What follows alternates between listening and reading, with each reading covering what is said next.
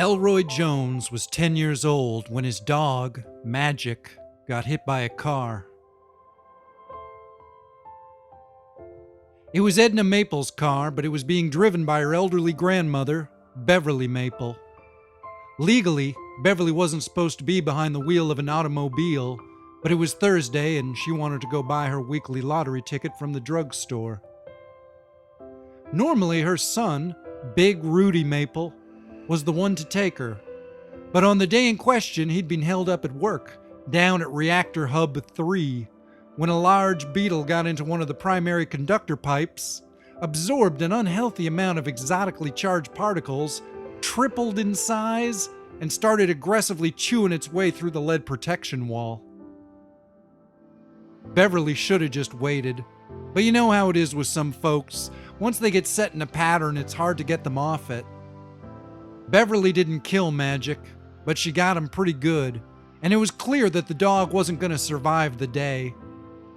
Elroy was old enough to understand death with a certain maturity, as his father Tony worked as an assistant to the town butcher, and Elroy had long understood the cost of their morning bacon, and he'd even seen the whole pigs and plucked birds that his father helped disassemble.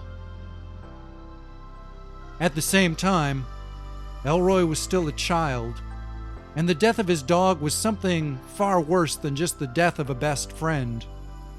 Magic had been a part of nearly every moment of Elroy's life, and could indeed be considered a part of the boy's soul. Because of this, when he saw his injured dog in the street, Elroy understood what the severity of the injuries meant, and the finality of it all. And so, he sat down with his dog, cradling the animal's head, and he began to cry.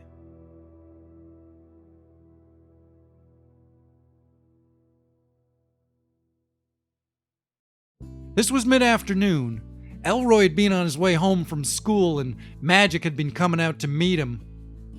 The town was small enough that such a thing as a dog headed down the street to meet a child was not uncommon, and as a general rule, not unsafe. Though that day had proven to be the exception to the rule. And it was while crying over his dying dog that Elroy attracted the attention of Dr. Carnival. Dr. Carnival was a disgraced biologist who'd come to the town of Quantum's Hope some 20 years earlier, rumor had it, on the run from a few major governments for charges related to her various fields of scientific inquiry. Dr. Carnival appeared ancient and small and stooped, and moved in a way that suggested she might not actually be a real person, but was instead perhaps some sort of puppet or marionette. Her teeth were gray and gnarled, and her eyes were bloodshot and streaked with cataracts. She smoked a pack of cigarettes a day and coughed like they were cheap cigarettes, a fluid, weighty wheeze that came all the way up from deep down in her lungs. She wore an orange jumpsuit for working in, making her look not unlike an escaped convict, possibly from a facility for the criminally insane. There in the street, Dr. Carnival offered Elroy an opportunity. If he wanted his dog to live, they could clone it, remove the original's brain, and transplant it into the new body. After all, it was only the lower half of the dog's body which had been ruined. The mind, Dr. Carnival assured Elroy, could still be salvaged. It sounded like a perfect solution, to which of course Elroy was more than happy to agree to, but it came with an odd stipulation. Dr. Carnival wasn't able to clone dogs. She didn't have that kind of equipment. So while she was able to generate a body which would have a suitable genetic connection to house Magic's mind, the actual form of the body would have to be rethought a bit.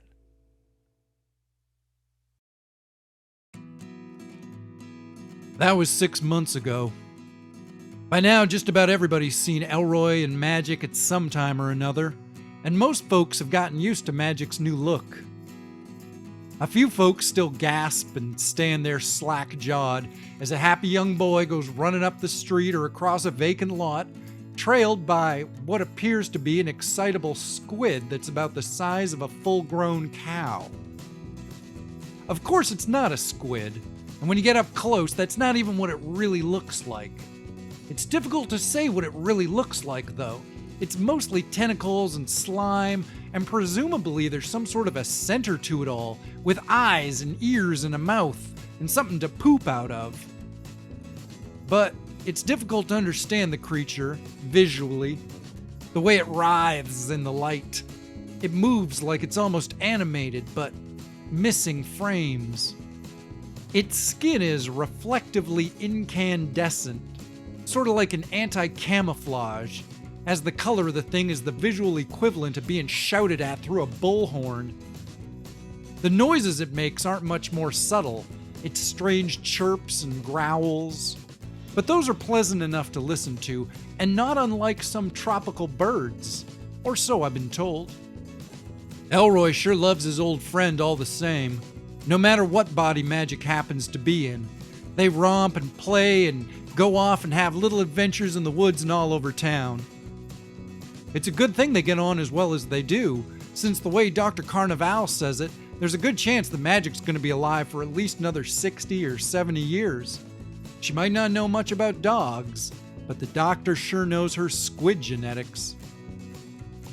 In many ways, Magic is still much the same creature he was before. He likes to frolic around the yard, will do almost any trick for a treat, and every so often has to be chased out of the next door neighbor's trash.